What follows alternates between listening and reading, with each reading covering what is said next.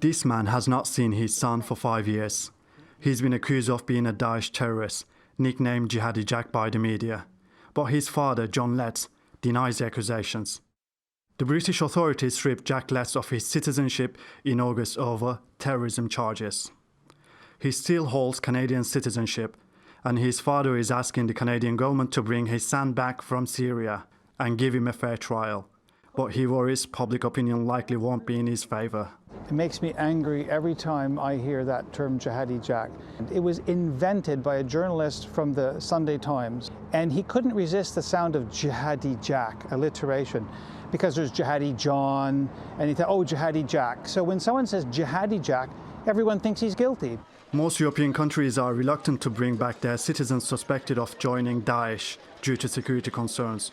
But some politicians and human rights groups are calling on the governments to repatriate and try them for suspected crimes. Ultimately, they're the responsibility of European countries, and I think that they should grasp that responsibility and bring them home. Because one of the problems that exists at the moment is that they're being held by the Kurdish Autonomous Administration in northeast Syria, which doesn't have the status of a state.